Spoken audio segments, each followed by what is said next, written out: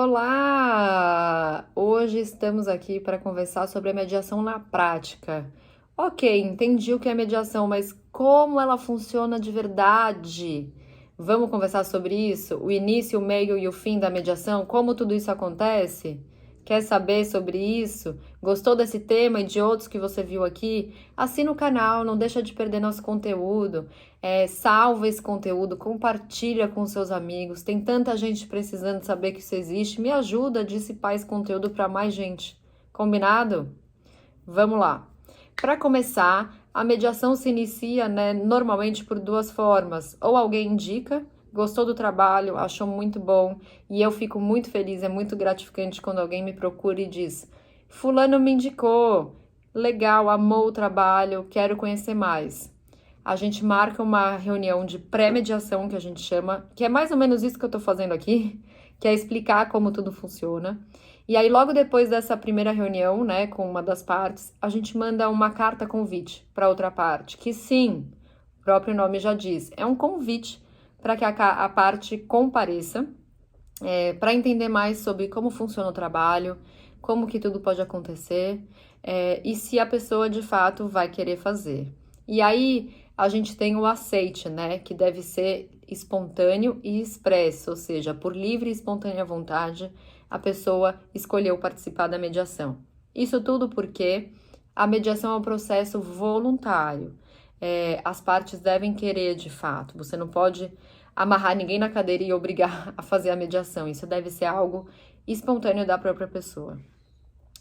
Uma vez aceita, a mediação, a gente faz um contrato de prestação de serviços, onde vai estar descrito o nosso serviço, como que tudo funciona e como que isso é cobrado. Cada mediador cobra da maneira como acha correto. Nós da JusNova cobramos através de um banco de horas. Nós entendemos que para início de qualquer trabalho, a gente precisa de um banco de 10 horas mínimos. Por que eu digo mínimos? Porque isso pode ser validado novamente, a gente pode comprar outro banco de horas conforme o trabalho for desenrolando e a necessidade aparecer. Bom, dito isso, a gente começa os trabalhos com o cálculos. Cálculos, sim, é um nome estranho. Esse nome significa que são as sessões individuais, com cada parte, separadamente.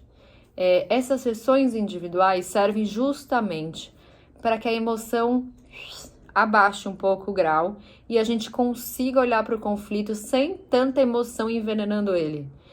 E aí eu digo que é importante aqui nesse momento entender que posição é diferente de interesse, situação de fato é diferente de emoção. Explico. A situação de fato, por exemplo, um divórcio, é uma situação de fato, você está se divorciando. Mas a dor que você sente a partir daquilo, a emoção que está atrelada a isso, aí você tem uma escolha sobre ela. Porque uma coisa é você reconhecer a emoção, mas o que você vai fazer a partir daquele reconhecimento é uma escolha sua. E o trabalho do mediador é justamente mostrar que, dependendo da escolha de como você vai lidar com essa emoção, isso acarreta inúmeras consequências. E essas consequências atingem a todos envolvidos no conflito. E aí você vai pesar o que mais vale a pena para você. Ficar ligada nessa emoção que vai inevitavelmente envenenar todos que estão em volta, ou de fato trabalhar para aquilo que mais importa, que é de fato o seu interesse real e não aquilo pelo qual você está tentando brigar. Isso é um primeiro passo de um trabalho de um mediador dentro da mediação, tá? E aí, uma vez que tudo isso já estiver mais ou menos balanceado, a gente começa a fazer o que eu chamo de mapeamento do conflito. Você vai literalmente fazer um mapa dele, colocar todos os envolvidos e colocar todos os interesses de cada envolvido, e aí você vai começar a dançar a dança dos pratos. Sabe a dança do prato, tentando equilibrar todos os copos dentro da bandeja? É justamente isso que a gente vai fazer. A gente vai tentar achar um caminho do meio que converse com tudo aquilo que todo mundo está, de fato, sentindo como importante dentro daquele conflito. Passados essa fase, a gente entra na fase de negociação.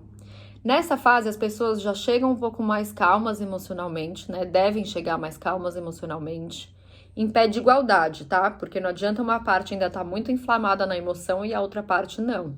Isso tem que estar equalizado para poder dar certo. Bom, entramos na fase de negociação.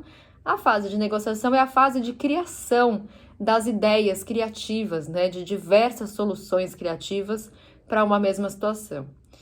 Eu costumo dizer aqui que um conflito, ele nunca foi criado sozinho, né?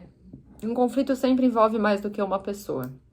Então, é natural que a solução também não passe por uma via única, né? A intenção é se criar diversas vias, porque alguma vai levar para o seu caminho. E o importante aqui é que caso uma não dê certo, a gente tem a outra. Se não tiver a outra, a gente cria a outra. Esse pensamento vai criando mais flexibilidade na cabeça da pessoa que está envolvida dentro do conflito.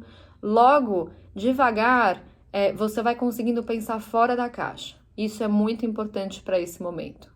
Outra coisa que é muito importante, que passa por isso tudo, é a criação de critérios objetivos, né? Precisamos lidar nessa fase com objetividade. Não é mais aquele subjetivo do, ai, não, mas eu sinto isso, mas eu gostaria daquilo, eu acho que isso. Aqui não existe achismo, tá? Ou não deve existir, porque a gente tem que lidar com dados, com fatos, com documentos. Por isso que eu digo que as partes são altamente ativas dentro do processo de mediação, porque elas devem ir atrás, elas devem procurar documento, revirar tudo que é possível revirar para a gente conseguir construir o pensamento, né? O caminho racional, que é o quê? É o caminho da racionalidade para se chegar àquela proposta que vai ser defendida na mesa de negociação. Acabou a fase de negociação, a gente entra na fase de redação do termo final. A gente redige no papel tudo aquilo que as partes decidiram, ou seja, quem está escrevendo a solução é a parte, né? São as partes, no caso. Por isso que eu digo que é um processo, né? O processo de mediação, ele é um processo que dá protagonismo às partes, ou seja, elas escolhem aquilo que elas querem fazer a partir da sua situação conflituosa. Por fim, e não mais importante, temos aí a fase da homologação ou da escritura pública, né, feita em cartório. E aí embananou tudo? Não, fica tranquilo, eu vou explicar. Esses nomes nada mais servem para dar segurança jurídica e fé pública para aquele acordo. Isso significa que você vai ter muito mais segurança mesmo. Eu até tentei achar aqui uma outra palavra, mas essa é a que melhor define a segurança daquele seu acordo. Qual que eu escolho? Faço a homologação ou eu faço a escritura pública? Depende da necessidade de cada família, depende de cada caso concreto. Por isso, a importância de se entender que nenhum acordo é igual ao outro, porque nenhuma família é igual à outra. Tudo é feito de forma personalizada para e pela a sua família. Então, isso faz toda a diferença. Para finalizar, eu queria dizer da importância de um bom mediador. Um bom mediador é aquele que vai gerenciar, vai te ajudar, vai te auxiliar e vai pegar na sua mão para passar por essa fase conflituosa. Por isso a importância de um bom profissional. Não é imprescindível, não é necessário que um mediador seja advogado.